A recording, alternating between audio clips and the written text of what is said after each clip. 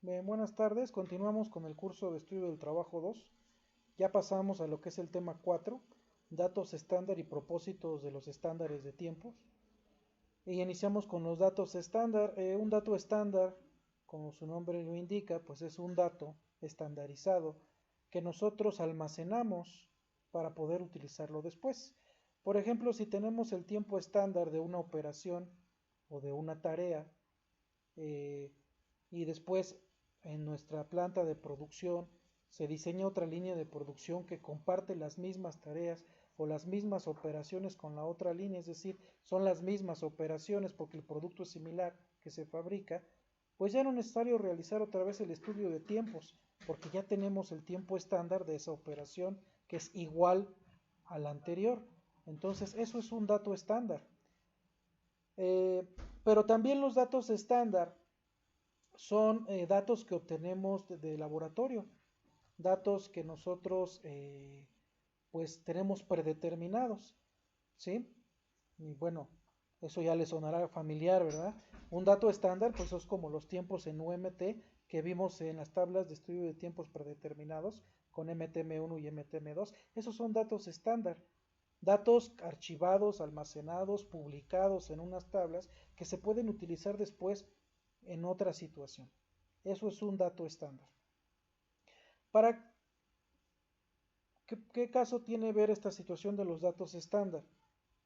Bueno, como sabemos, en las líneas de producción actuales, pues hay de todo tipo de operación. Si nos enfocamos en los equipos que se utilizan, sabemos que hay diferentes tipos de herramientas o máquinas, las manuales, las semiautomáticos y las automáticas. En las automáticas no tiene sentido sacar tiempos o obtener un tiempo estándar, porque las automáticas solo necesitan ser programadas, alimentadas, alimentarle el material y retirar la pieza o producto terminado en su defecto, si es que es así, porque a veces hasta hay robots que alimentan y retiran. Y la máquina, pues ahí nos dice el tiempo que se tarda en realizar su operación. Entonces ya tenemos el tiempo, no tiene sentido cronometrarlo, no tiene sentido sacarlo con tiempos predeterminados o con muestreo del trabajo. Cuando las herramientas son manuales, martillos, bueno, automáticas, ya sabemos que tenemos los tornos CNC, todo lo que es CNC, ¿verdad? Torno, fresa, troqueladoras, etcétera. CNC o robots, autómatas. Todos esos tienen un tiempo cada ciclo y el mismo tiempo cada ciclo. Eh, Cuando las herramientas son manuales, como un martillo, un destornillador, unas pinzas, pues ahí todo el motor de esas herramientas pues es una persona, un operador. Ahí pues tenemos que cronometrar todo. Ahí sí tenemos que sacar el tiempo como lo hemos venido trabajando, con estudio de tiempos con cronómetro, tiempos predeterminados o muestreo del trabajo, 100%. Pero cuando las herramientas son semiautomáticas, es decir, que sí son manipuladas por un operador, pero en la función que realizan de inyectar, de cortar, de soldar, la realizan a través de un motor, como por ejemplo el taladro de banco o taladro de prensa, como lo que vemos aquí. El taladro tiene en su mayoría, bueno, y también aquí viene otro concepto, ¿verdad? Tiempo variable y tiempo constante. El tiempo constante es, como su nombre lo indica, un tiempo que cada ciclo es el mismo. Y el tiempo variable es un tiempo que cada ciclo cambia. Entonces, cuando hablamos de una tarea con una herramienta manual, pues está involucrado al 100% el operador. Por lo tanto, cada ciclo el tiempo va a cambiar, porque un operador no va a ser el mismo tiempo cada ciclo. Qué bien o qué más quisiéramos, pero no va a ser así. Entonces, cada ciclo lo va a hacer en diferente tiempo. Por lo tanto, hacemos nuestro estudio de tiempos, obtenemos el tiempo observado, que es el tiempo cronometrado, normalizamos el tiempo. Para eso lo normalizamos con la calificación de la actuación y todo lo que se vio en estudio del trabajo 1. Y cuando la máquina es automática, pues no tiene sentido, porque son tiempos constantes, tiempos que van a ser los mismos cada ciclo. Pero cuando vuelvo a lo de la máquina semiautomática, cuando es así, ese tipo de operaciones de un taladro de banco, de un torno convencional o de una fresa convencional, donde por ejemplo en el taladro de banco La mayoría de los elementos son variables, son de tiempo variable. Desde que el operador coloca la pieza en el taladro, ya con el taladro encendido, obviamente, porque ciclo tras ciclo no tiene sentido apagar y encender el taladro. El taladro todo el tiempo está encendido, el operador coloca la pieza, toma la palanca del taladro, baja la palanca para que el broquero y la broca desciendan y perfore la pieza. Entonces, todos los elementos son variables excepto uno en el caso del taladro. ¿Sí? El tiempo en el que la broca hace contacto con el material, barrena hasta donde termina el barreno y ya el operador suelta la palanca para que, como sabemos, tiene un resorte y sube, la palanca automáticamente sube sin necesidad que el operador la regrese a su posición original. Porque es un tiempo constante el corte en sí, el puro corte, el corte, que la broca descienda en el material hasta donde llega el corte, ese movimiento es un tiempo constante. Podríamos pensar que depende de la fuerza que le imprime el operador, pero no debería de ser así, porque ese tipo de trabajos ya tiene que estar bien estudiado y todo tiene que estar estandarizado. El taladro, la broca y el material. Es decir, para el material que se va a perforar, tenemos que tener bien claro el tamaño de la broca y el material de la broca. Y la broca tiene que tener un filo adecuado. Y si no, se tiene que estar cambiando periódicamente para que siempre se asegure que tenga el filo adecuado. Entonces, con el filo adecuado, con el material adecuado, para ese material que se va a perforar, el tiempo debe de ser constante. El operador no tiene que hacer más o menos fuerza, simplemente tiene que descender la palanca para que el taladro realice la perforación. Entonces, ese tiempo de corte, en el momento que la broca hace contacto con el material y termina de barrenar, hasta donde llegue, recordemos que los taladros pues tienen un tope ahí para marcar la medida que va a tener el barreno, llega al tope, la palanca no baja más, el operador suelta la palanca y la broca vuelve a subir. Y ya después se toma otra pieza, bueno, se retira esa pieza, se coloca en el contenedor de piezas ya perforadas, se vuelve a tomar otra pieza, se coloca y otra vez el procedimiento. Entonces, todos son elementos variables con excepción de el corte. El corte del torno, el corte de la fresa y en este caso el corte del taladro es un tiempo constante. Debe de ser constante. Ese tiempo no se debe de cronometrar. Los tiempos constantes no deberían de cronometrarse porque son constantes. Cronometramos, hacemos estudio de tiempos con cronómetro a los tiempos variables justamente por ello, porque son variables. Nos van a dar como resultado tiempos cronometrados que no van a ser iguales cada ciclo. Por eso aplicamos la calificación de la actuación y de ahí normalizamos el tiempo a un tiempo que se aproxime más al tiempo normal. Entonces, en ese caso sí, pero para los tiempos constantes no se debería de cronometrar. Para ello son estos datos estándar. Pero también los datos estándar están acompañados de las fórmulas estándar. ¿Qué son las fórmulas estándar? Pues son fórmulas algebraicas, matemáticas, modelos matemáticos, que se utilizan para combinar esos datos estándar y poder obtener el tiempo constante que queremos. Entonces, las fórmulas estándar nos van a dar los tiempos constantes que queremos de esa actividad de corte, de esa actividad de máquina, porque ese es un trabajo de la máquina, no del operador. El corte no lo hace el operador, solo lo guía, pero no lo realiza la máquina y ese tiempo es constante y ese tiempo se debe de obtener a través de las fórmulas estándar que a su vez necesitan de los datos estándar para poder operar o poder calcular ese tiempo constante. Entonces aquí en nuestra bibliografía tenemos el primero que vamos a ver tres, las tres van a ser de corte y tenemos el trabajo con taladro de prensa o taladro de banco como lo conocemos, donde el taladro pues está en una posición vertical, la mayoría los conocemos, ¿verdad? Donde el broquero pues está hacia abajo, junto con la broca, y abajo hay una prensa donde fijamos la pieza, o hay un espacio, un sujetador donde colocamos la pieza para poder barrenarla. hay una palanca para hacer descender el broquero con la broca y perforar. Ese es el taladro. Y se le dice de banco porque pues está empotrado en un banco, ¿verdad? No se mueve el taladro. ¿Sí? Y el operador regularmente está de pie o sentado frente a él, barrenando ciclo tras ciclo cada una de las piezas. Entonces, para este tipo de trabajo, nosotros debemos de entender una situación importante.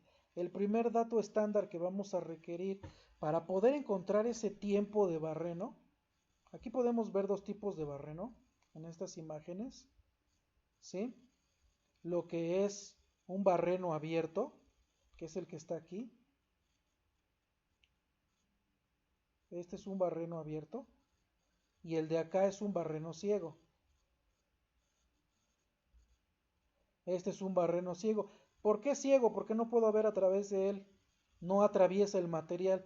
Aquí podemos ver que la placa o la madera o lo que ustedes quieran se está atravesando. Pero en el caso del ciego no atravesamos el material. Muchas veces hacemos ese tipo de perforación y después colocamos tornillo o pija, ¿verdad? Y a veces hacemos este tipo de perforación para otras circunstancias, un remache, por ejemplo. Entonces, aquí tenemos barreno abierto y barreno ciego, ¿sí? Ahora, el primer dato estándar que vamos a necesitar es algo que no se ocupa para ambos barrenos, solamente para uno, y es la saliente de la broca. ¿Qué es la saliente de la broca?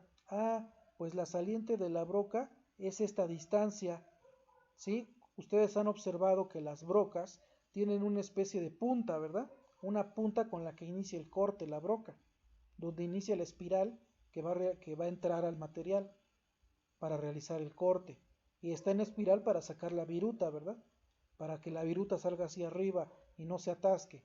Entonces, esta distancia que aquí está marcada como L, esta distancia, porque la saliente, el libro la maneja como una L manuscrita minúscula, esta distancia que está marcada por estas dos flechas, la distancia que hay de aquí a la punta, ¿sí? Esa es la saliente. Esa es la saliente. Entonces, podemos observar aquí, ¿sí? Que pues se forma un triángulo rectángulo, ¿verdad? Aquí hay un triángulo rectángulo, exactamente aquí. Se forma un triángulo rectángulo. Y aquí está la fórmula para calcular la saliente, pero ¿por qué es esa es la fórmula, ¿verdad? Ahorita no vamos a entrar a clases de trigonometría, pero sí hemos de decir, ¿sí? Que si nos damos cuenta aquí, están involucradas varias distancias, ¿sí? Pero antes que eso, nosotros sabemos que las brocas, ¿sí? Las brocas no se miden por lo largo de la broca, ¿sí? Perdón por eso, es que estaba verificando si estoy grabando. No se miden por lo largo de la broca, sino por su diámetro, ¿sí? Por la distancia que hay, pues de aquí a aquí, ¿verdad? El diámetro de la broca. Si decimos que es de media, pues es de media pulgada y el diámetro de la broca es de media pulgada. En México, pues ya hay brocas que están con el sistema decimal, brocas que están en milímetros, pero la mayoría, algunas, pues vienen en pulgadas, ¿no? Y pues entonces el libro está en pulgadas porque es un libro americano, entonces manejamos un octavo, un cuarto, tres cuartos de media o de pulgada de diámetro. Entonces, nosotros podemos ver que en este triángulo rectángulo que se forma aquí, que se forma ahí el triángulo rectángulo, pues esta distancia que tenemos aquí se forma el ángulo de 90 grados, ¿sí? Y esta distancia que tenemos aquí, esta distancia de aquí a aquí, ¿sí? Que es esta distancia de aquí, pues es la mitad del diámetro, ¿verdad? Entonces este es el radio de la broca. Es el radio, por eso el radio está aquí, ¿sí? Nosotros para poder calcular esta distancia, la distancia L, que ¿cuál sería la distancia L que queremos? Pues esta, ¿verdad? esta distancia de aquí a aquí, esta distancia de aquí a aquí es nuestra saliente, o la L que está ahí, ¿no? La L. Esta distancia de aquí a aquí es la L. Entonces, tenemos el triángulo rectángulo, tenemos una hipotenusa que es desconocida, ¿sí? Y tenemos también la base del triángulo rectángulo que es el radio. Otro dato que necesitamos saber para poder calcular la saliente de la broca es que todas las brocas, ¿sí? Todas las brocas por manufactura, por estandarización, ¿sí? Tienen un radio, perdón, tienen un radio, no, tienen un ángulo de aquí a aquí, ¿sí? De aquí a aquí, tienen una apertura de 118 grados, ¿sí? De 118 grados, ¿sale? Entonces, por propiedad de los ángulos, ¿sí? Nosotros aquí, pues, por ende, la distancia de este ángulo que tenemos aquí, pues es la mitad, ¿verdad? Y este de aquí, pues es de 59 grados, ¿sí? Entonces, eh, bueno, esto ni se ve, la verdad. Retomando, el ángulo que tenemos aquí en este triángulo rectángulo es de 59 grados. Por lo tanto, estos 59 grados luego me preguntan, pues de dónde salen. Y lo acabo de decir, estos 59 grados es algo que todas las brocas tienen de fábrica, ¿sí? La abertura de aquí, el ángulo de aquí, ¿sí? El ángulo de la punta hacia acá, esta abertura. Esta abertura es de 59 grados, pero de fábrica, para todas las brocas, ¿eh? Para todas las brocas. Entonces, teniendo esos 59 grados, ¿sí? Pues automáticamente el lado que está aquí abajo se convierte en el cateto adyacente y este de aquí, donde que sería la saliente, es el cateto opuesto. Entonces, el radio lo sabemos, porque nos dicen, es una broca, no sé, es una broca de 1/4 de pulgada. Es una broca de 1/4 de pulgada. Eso nos quiere decir que eso es igual al diámetro. Eso es el diámetro. O bueno, con la otra simbología de diámetro. Ahí me equivoqué. Ahí. Bueno, es que es difícil dibujar con el mouse. ¿Sí? ¿Cuál sería el radio? Pues dividimos entre 2 1/4. ¿Cuánto es 1/4 entre 2? Pues es 1/8. Es 1/8 de pulgada. Eso es el radio. Entonces, la broca nos tienen que decir de qué tamaño es. Y si tenemos lo que nos den va a ser el diámetro. Pues nada más lo dividimos entre 2 y ya obtenemos el radio. Y eso es lo que vamos a poner aquí en nuestra fórmula para calcular esta saliente. Y ahorita vamos a explicar por qué se calcula la saliente. Pero por eso aquí va ese radio justamente. En el caso de una broca de 1/4, pues lo que va en el radio es 1/8. Habrá que dividir 1/4 entre 2 porque recuerden que el radio pues es la mitad del diámetro. Entonces esa cantidad es conocida, ¿verdad? ¿Cómo calcular el cateto opuesto? Que es lo que queremos. Lo que queremos es este cateto opuesto, ¿sí? O sea, la saliente. Bueno, no me voy a meter en trigonometría, ¿sí? Pero sabemos que pues es el cateto adyacente, que es el radio, sobre la tangente del ángulo A, que el ángulo A es de 59 grados. Entonces, si el caso fuera una broca de 1/4, la saliente sería igual a 1/8 de pulgada 1/8 de pulgada entre la tangente de 59 grados. Y así se calcula la saliente. Hay que tener mucho cuidado en no equivocarnos. Aquí en la parte de arriba va el radio. En el numerador va el radio. No va el diámetro. Lo que nos dé el ejercicio nos va a decir, o lo que veamos en la práctica, en el taladro, así viéndolo de frente, lo que vamos a saber de la broca es su diámetro. En la broca hasta está marcado, o en la caja de donde sacamos la broca está marcado el diámetro, pero no es lo que queremos como numerador en nuestra fórmula estándar. Lo que queremos es el radio, entonces habrá que dividirlo entre 2. Y entonces aquí va 1/8 y siempre va a ser entre la tangente de 59 grados. Todas las salientes van a ser así. Aquí no lo ponen directo, pero bueno, el ángulo A es de 59 grados. Entonces siempre van a ser así. Nos van a dar la broca, nos pueden decir que la broca es de 1 pulgada. ¿Cómo sacamos el radio? Pues dividimos 1 entre 2, un medio, 0.5 o un medio de pulgada. Y eso es lo que va a ir aquí y también entre tangente de 59 grados. Entonces siempre va a ser entre tangente de 59 grados lo que vamos a realizar. Y así vamos a calcular nuestra saliente. Bien. Ahora, ¿en qué casos vamos a necesitar la saliente y en qué caso no? ¿Sí?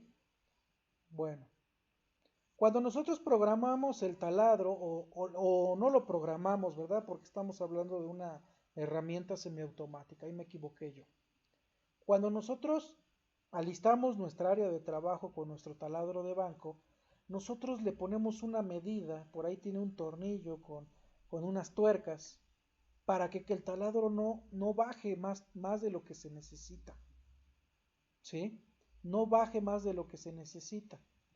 Entonces, nosotros necesitamos que el taladro baje solamente la distancia requerida exactamente, porque si no perdemos tiempo. Si nosotros ponemos esa medida, que es como una especie de tornillo con unas tuercas que detienen que el taladro se pase más allá de lo que vamos a barrenar, no solamente para que pues el broquero no choque con el material, ¿verdad? Porque la broca no es muy larga, la que se les coloca a estos taladros, es corta. Por lo tanto, pues no solamente es para que el broquero no choque, el broquero es donde se coloca la broca, ¿sí? No solamente es para eso, sino para no perder tiempo. Si yo coloco esta medida para que la broca llegue hasta por acá, cuando barrene, toda esta distancia es tiempo perdido. Es tiempo perdido. Entonces, ese tiempo, nosotros en ingeniería industrial sabemos que no debemos de regalar ni una fracción de segundo de tiempo, porque es valiosa, muy valiosa. ¿Sí? Entonces tenemos que colocar la distancia que es. Si nosotros sabemos que el material, ¿sí? El material, por ejemplo, eh, que sería, bueno, de aquí a aquí, ¿no? De aquí a aquí es la distancia del material. Es de 2 pulgadas. Se me olvidó ponerle acá las dos, ¿va? Es de 2 pulgadas. Bueno, quedó medio feo. Voy a tratar de hacerlo un poco mejor. 2 pulgadas, ¿sí? Y yo pongo la medida 2 pulgadas, la broca no va a hacer el corte completo, porque la broca se va a mover 2 pulgadas y la broca va a quedar aquí. Ahí va a quedar la broca y todavía va a quedar todo este material.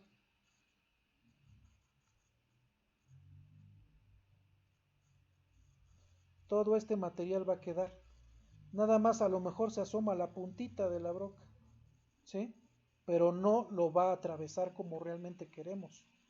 Por eso, la longitud que está trabajando aquí, este ejemplo, L es la longitud del corte. Si nos damos cuenta, no solamente incluye la longitud del material o el ancho del material, también incluye ¿a quién? A la saliente. Entonces aquí podemos ver que es este caso para que lo anoten, este caso en el barreno abierto, es donde se ocupa la saliente, en el otro no, apúntenlo porque siempre ocurre los mismos errores. En el barreno abierto, es donde se ocupa la famosa saliente que acabamos de ver. Obviamente esto lo vamos a hacer con ejercicios. Esta es la explicación primero. Pero este es donde vamos a ocupar. ¿Por qué? Si yo nomás le pongo a la broca que avance las 2 pulgadas, como les digo, se va a quedar aquí. Pero si yo le digo, yo le pongo la medida a la broca, perdón, yo le pongo la medida de la broca de 2 más la saliente, vamos a suponer que la saliente me salió ser de esta fórmula, me salió 0.34 pulgadas. Es una suposición. Entonces, la longitud que debemos de manejar para colocarle ahí al taladro de lo que va a cortar, pues es 2 más la saliente. O sea, 2 del material más la saliente que es 0.34. Entonces, la distancia que yo debo de colocarle al taladro, pues es de 2.34. Y entonces en ese caso, perdón, la broca va a quedar aquí. Lo único que se va a asomar es la saliente y va a realizar el corte completo. Aquí sí va a realizar el corte completo porque ya consideramos la saliente. Entonces la saliente es justamente para este caso y nada más para este caso, para que la saliente quede aquí y se realice el corte sin perder el tiempo y que realmente sí se realice el corte. Entonces, en este caso, se considera la saliente. Ahora, ¿por qué en el otro no? Porque cuando nosotros hacemos un barreno ciego, es decir, que no va a salir, pues no es para un remache realmente, es para un tornillo. Entonces, hasta se considera que quede pues esto de aquí. Y el tornillo va a entrar y va a ajustar. ¿Sí? No se necesita considerar la saliente porque no se necesita atravesar el material. En este caso no se ocupa.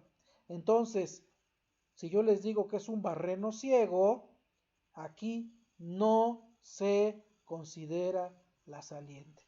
Para el barreno ciego no se considera la saliente. Bueno, continuamos.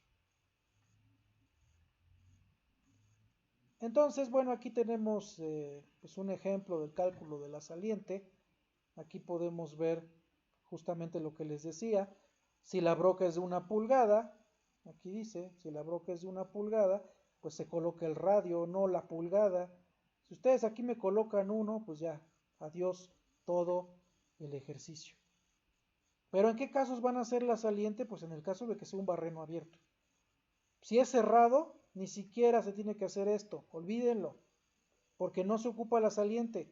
Para un barreno ciego no se ocupa la saliente, pero en este caso están ejemplificando uno donde sí es un barreno abierto y se ocupa la saliente, la broca es de 1 pulgada, aquí se coloca el radio, y el radio pues es 1 entre 2, que es 0.5. O pueden colocar un medio, como quieran, y como les digo, siempre se divide entre la tangente de 59 grados. ¿Esto de dónde sale? Del fabricante de las brocas, es una estandarización. ¿Sí? Todas las brocas tienen este estándar. Ajá.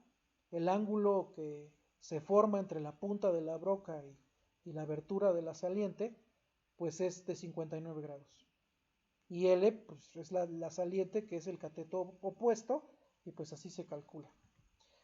Y pues la tangente de 59 grados no es más que 1.6643, aquí ya les dieron el dato. Es decir, siempre se va a dividir entre 1.6643. Entonces, 0.5 entre 1.6646, pues aquí está la saliente. 0.3 de saliente. ¿Ok? Bueno, solamente para barreno abierto, para barreno cerrado, esto ni siquiera se hace. Bueno, continuamos. Y aquí tenemos la segunda fórmula estándar que necesitaríamos. Esta fórmula estándar sí se ocupa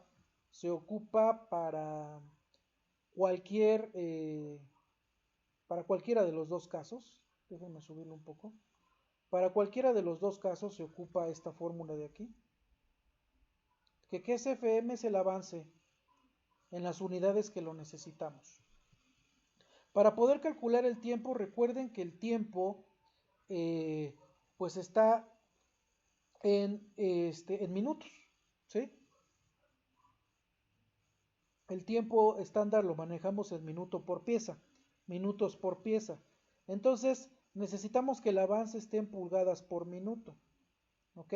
Esta fórmula considera las tablas que ahorita vamos a mostrar, que este libro en especial, digital del Nivel, 13ª edición, ya no las trae. Ya no trae estas tablas que vamos a mostrar en un momento. No las trae. Entonces, esta explicación, la verdad, es muy mala por parte del libro sin las tablas. Y ahorita van a ver por qué. Porque aquí me dice, FM es el avance en pulgadas por minuto. Ok, lo entiendo, aquí está FM. Es lo que quiero calcular. Pero luego me dice F, que está aquí F. Aquí en medio está F.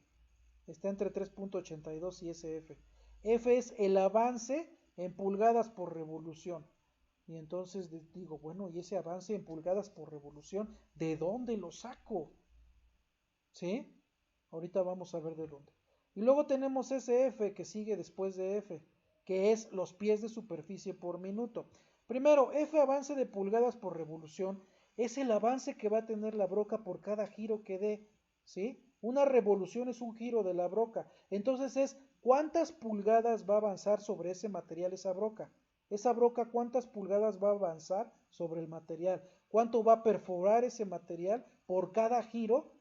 Por cada giro cuánto va a avanzar en pulgadas. Eso es el avance pulgadas por revolución. Y los pies de superficie por minuto también es el avance pero en pies. ¿Sí? También es del sistema americano, los famosos pies. Es el pie que va a avanzar de la superficie de ese material por cada minuto. Eso es SF. Y D, bueno, pues D es el diámetro del taladro. Aquí no se confundan, es el diámetro de la broca.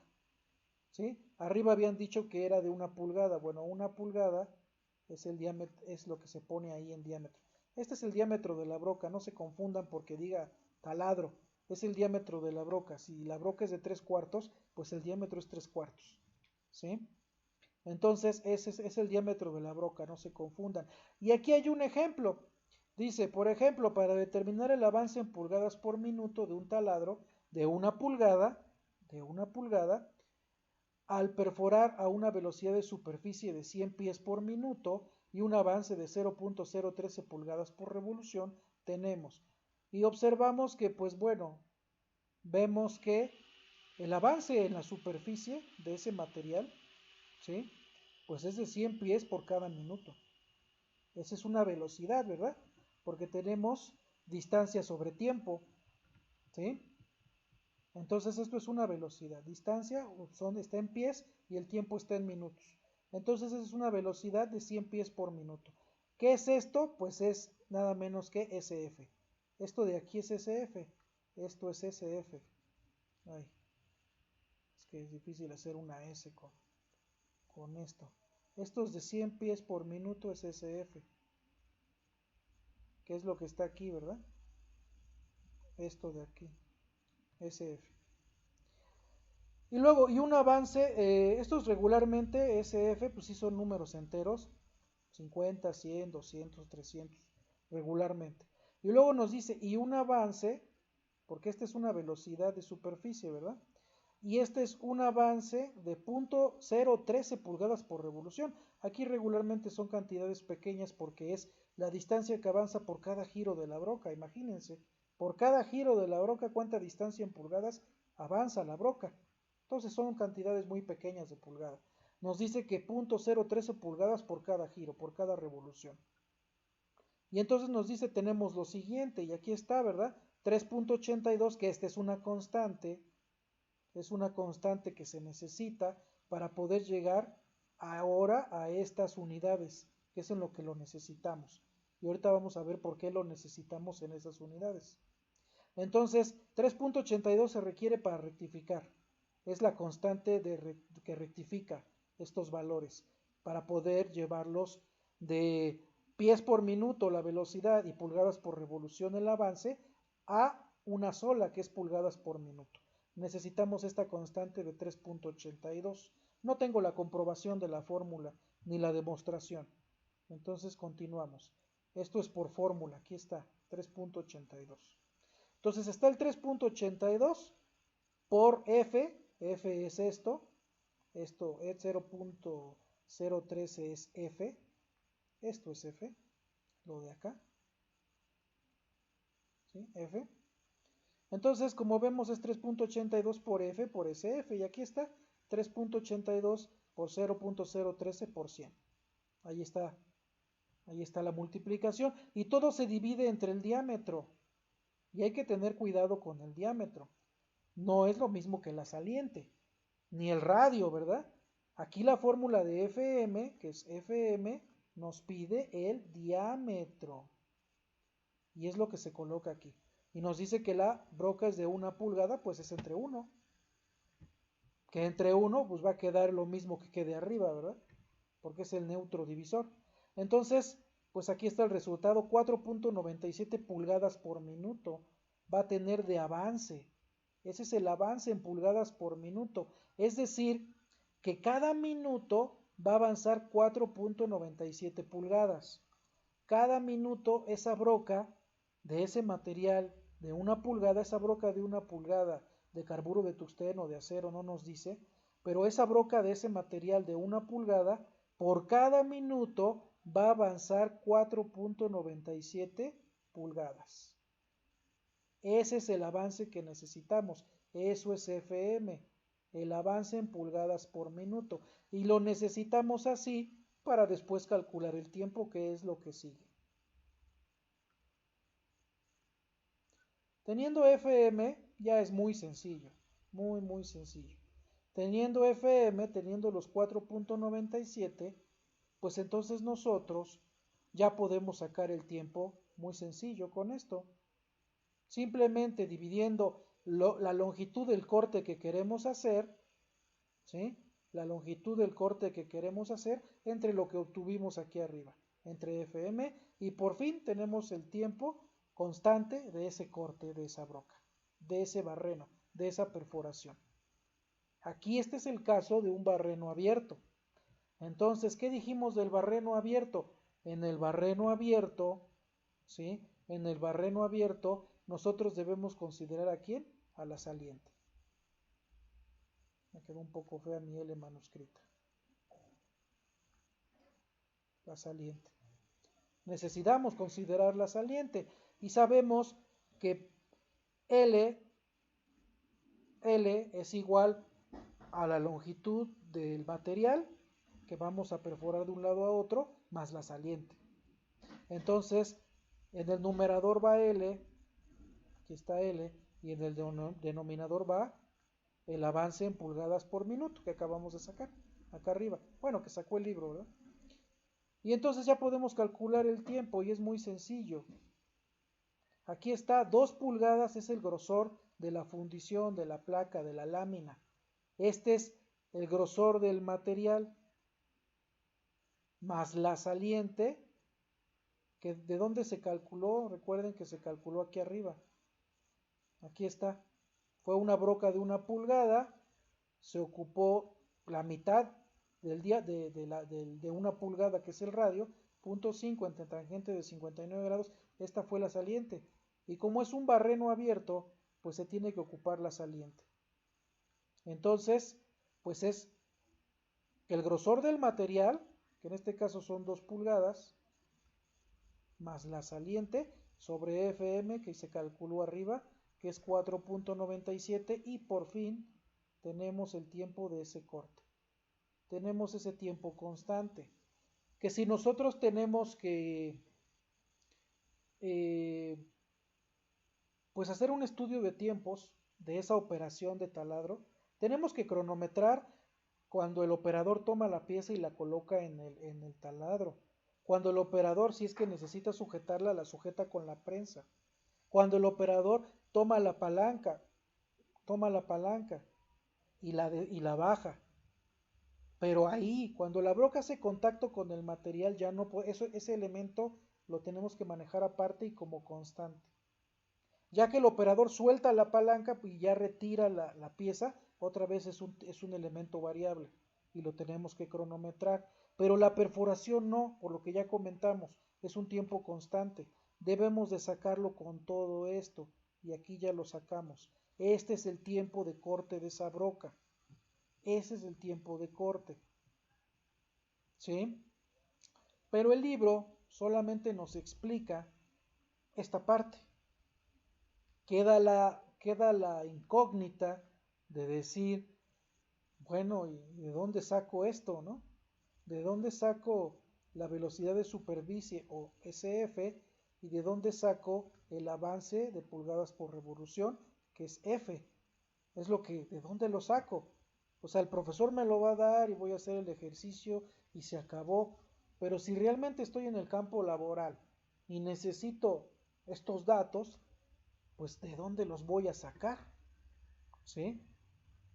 Eh, de la décima edición hacia abajo, el Niebel sí trae las tablas para sacar esto. No son unas tablas que estén actualizadas porque pues son de la décima edición del Niebel, pero siguen siendo de utilidad porque qué tanto pudo haber cambiado, ¿verdad? Estos valores para este tipo de broca y este tipo de materiales. No están todos los materiales, tampoco están todas las brocas, pero sí están los más comunes y es lo que vamos a ver enseguida. Me dicen si se sigue viendo cuando ponga la tabla, por favor.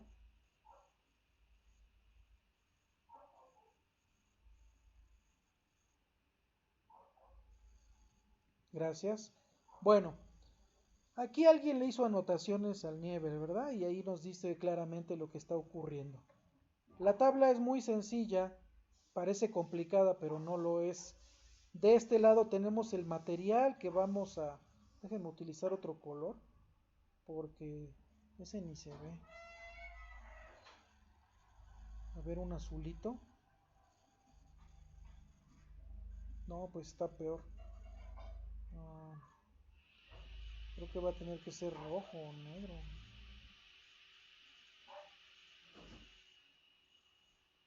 Creo que no hay negro. Ah, a ver, un verde. Creo que se ve mejor el verde. Ustedes me dicen, por favor, si se ve. Ok, de este lado, en la primer columna, en esta primer columna, este es el material no de la broca, es el material que vamos a perforar, ¿sí?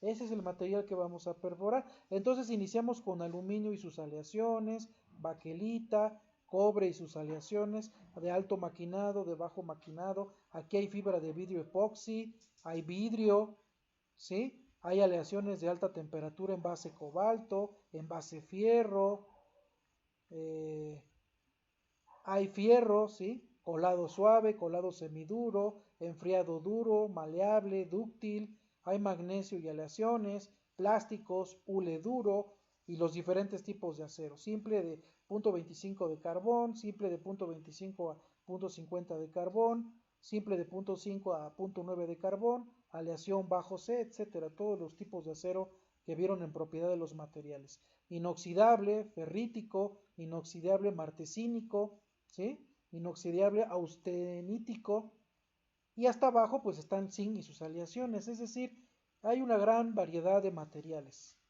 ¿sí? Entonces en los ejercicios pues yo les voy a decir el material y el tipo de broca. Ustedes tienen que sacar F y SF. Pero bueno, continuamos con la explicación. Entonces, este es el material que vamos a perforar, ¿sí? Ahora, ¿cuál será este material? Pues es el material de la herramienta. ¿Quién es la herramienta? Pues es la broca, ¿sí? En algunos casos nos da varias opciones, pero ¿qué material nos coloca aquí? Pues el material adecuado para de la broca adecuado para el material que vamos a perforar. Es decir, esta tabla también nos sirve de guía. Si vamos a perforar aluminio, ¿qué broca me conviene? Ah, pues broca de acero de alta velocidad.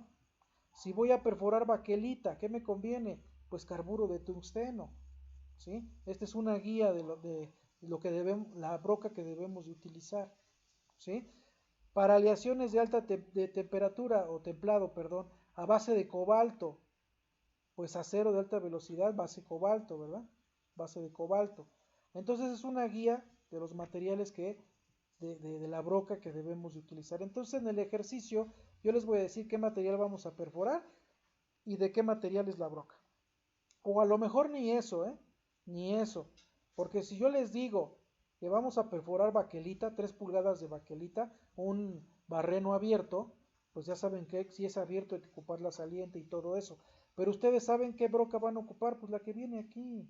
No les pido que inventen nada. Aquí está la baquelita, aquí está la broca, ni siquiera les tengo que dar el material, ahí está.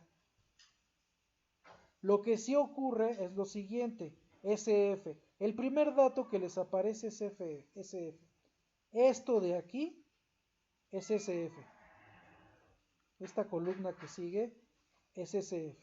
Y aquí nos lo da, a veces nos lo da directo, nos dice 200 pies por minuto. Aquí está aquí está la unidad, ¿no? Las unidades en lo que está. Velocidad, es una velocidad. SF recordemos que es una velocidad. ¿Sale? Entonces, esto es SF, velocidad de pies por minuto. Para aluminio y aleaciones que ocupamos una broca de acero de alta velocidad, pues son 350 pies por minuto. Pero a veces lo que nos da es un intervalo, como aquí. Para la baquelita es una broca de carburo de tungsteno y nos da de 60 a 70 pies por minuto. ¿Cuál vamos a ocupar? La mediana del intervalo. En este caso, ¿qué número está a la mitad de 60 y 70? Pues 65. Pues 65. Aquí hay otro intervalo, 15 y 25. ¿Qué número está a la mitad? Pues 20. Vamos a ocupar la media, ¿sí? La mediana de estos valores. Por aquí de repente hay unos que no son tan claros. De 140 a 150, pues es 145. ¿Sí? Aquí a lo mejor ya no les queda tan claro, ¿no? 90 y 165. ¿Cómo lo hago? Pues muy fácil. A 165 le resto 90. ¿Sí? ¿Cuánto me da? 165 menos 90. ¿Sale? Pues son 75, ¿verdad? Eso lo divido entre 2 y me queda 37.5. Y a eso se lo sumo a 90. ¿Sí? Y ya está. El dato que ocuparía sería 127.5. Para este sería 127.5. Es el número que está a la mitad de este intervalo. Ese es el que vamos a ocupar. ¿Queda claro? Aquí en 100 y 150, pues es 125, ¿verdad? El número que está a la mitad entre 100 y 150, pues es 125. Y ya, así de sencillo. Eso es lo que vamos a hacer con los intervalos que vean. Y ese es el valor de SF que van a usar para los ejercicios, para colocar en la fórmula. Luego, F. Todo esto es F. Todo esto es F. ¿De qué depende? Pues del diámetro de la broca. Si yo les digo que vamos a perforar aluminio, sabemos que es con una broca de acero de alta velocidad, sabemos que ese F es 350. ¿Qué dato necesitan para poder tener F? Pues el diámetro. Y de todas formas les tengo que dar el diámetro. No solo por si es barreno abierto y tienen que calcular la saliente, sino porque la fórmula de FM les pide dividir todo entre el diámetro. Necesitan el diámetro de la broca sí o sí. Si yo les digo que el diámetro es de 1/8, pues aquí está su F. Esta es su F, 0.003. Si les digo que la broca es de 3/4, aquí está su F. Si les digo que es una medida que no está aquí, que es mayor, no sé, 2 pulgadas, que bueno, difícilmente, una broca de 2 pulgadas, pues solamente para ciertos procesos. casi lo mínimo casi regularmente es 1 pulgada, pero bueno, pues aquí se extrapola. Pero no se preocupe, no les voy a pedir extrapolar. También si les pido una broca, pues no sé, que esté entre estos dos diámetros, entre 1/4 y 1/2, por ejemplo, pues no, tampoco les voy a, por ejemplo, no sé, 3/8, pues no, no les voy a pedir, ¿sí? Ese tipo, les voy a pedir solamente estos, 1/8, 1/4, 1/2, 3/4 y 1 pulgada. Y no se confundan entre el radio, aquí es el diámetro. El radio solamente es para calcular la saliente, ¿sale? Y la saliente solo se calcula si es barreno abierto, si es cerrado o ciego, no. Entonces, si yo les digo que la broca es de 1/2, pues ahí está su valor de F. Y ya tenemos el valor de SF y ya tenemos el valor de F para nuestra fórmula estándar y ya podemos calcular el tiempo de ese corte con el taladro. ¿Sí? De repente se van a encontrar pues valores como este que está aquí abajo, ¿sí? Que dice ligero, ligero, ligero, este de aquí.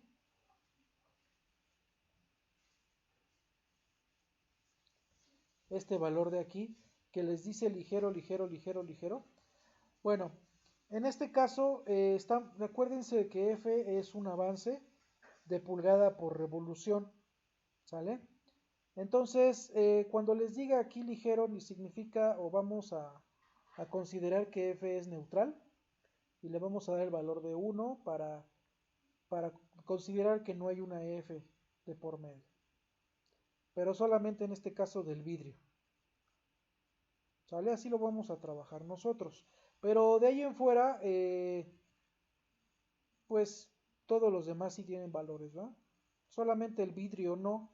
El vidrio solamente nos da valor para SF, pero no nos está dando valor para F. Entonces ocuparemos el valor de F de 1. Y así es como se ocupan estas tablas.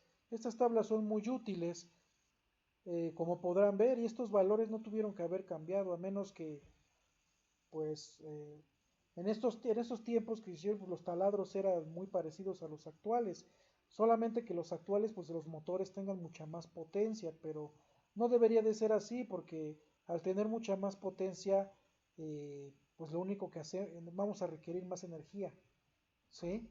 Entonces se necesita la potencia necesaria para tener las revoluciones necesarias con el taladro. Entonces, por eso estas tablas se siguen manteniendo. Aunque el Nieve las quitó, y yo lo considero un error, tenían que actualizarlas, pero mantenerlas ahí. Porque si en el Nivel me ponen los datos, la fórmula estándar con valores de este tipo, pues yo me pregunto de dónde salieron. Bueno, yo aquí se los presento, salen de aquí, salen de este tipo de tablas donde en laboratorio se colocaron estos materiales, se utilizaron las brocas recomendadas para esos materiales y se obtuvieron estas velocidades y se obtuvieron estos avances de pulgada por giro o por revolución. Esto fue hecho en laboratorio. Entonces, esta es la tabla que vamos a ocupar y ya la tienen ahí en Classroom y a los estudiantes de semipresencial se las voy a colocar en módulo. Entonces, esta es la tabla de taladro perdón, esta es la tabla de datos estándar para trabajos en taladro. Y de aquí lo obtenemos. Aquí están todos los valores para poder obtenerlo. Y bueno, vamos a hacer ejercicios donde los vamos a ocupar.